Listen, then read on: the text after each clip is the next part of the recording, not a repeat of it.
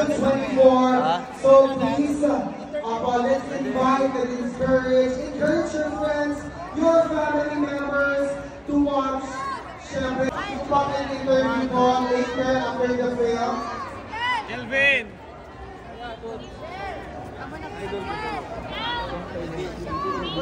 Roro!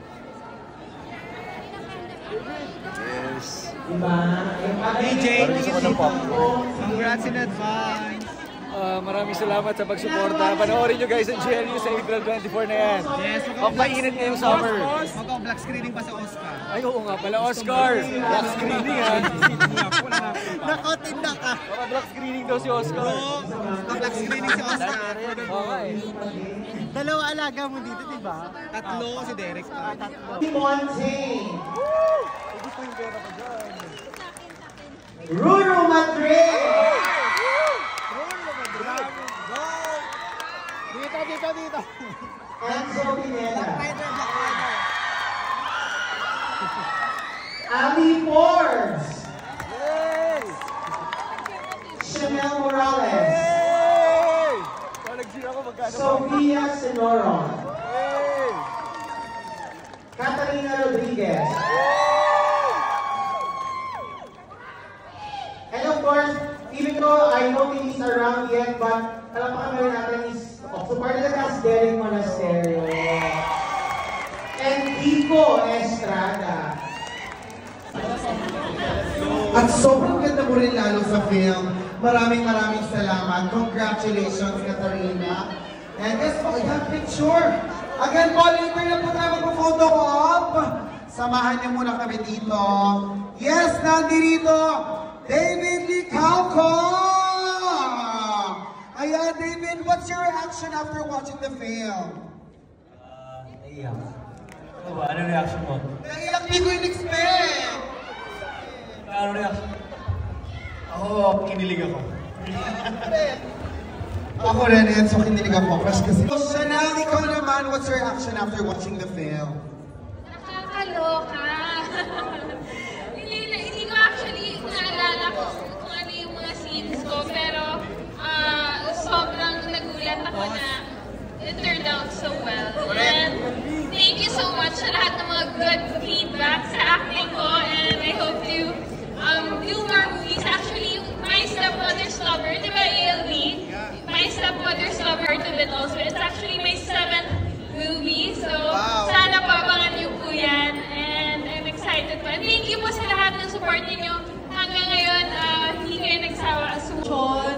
At sana po na-enjoy nyo kasi kami mismo, nung napanood namin yung movie, hindi namin ma-express yung emotion pa. Nakakaiyak, na nakakatuwa.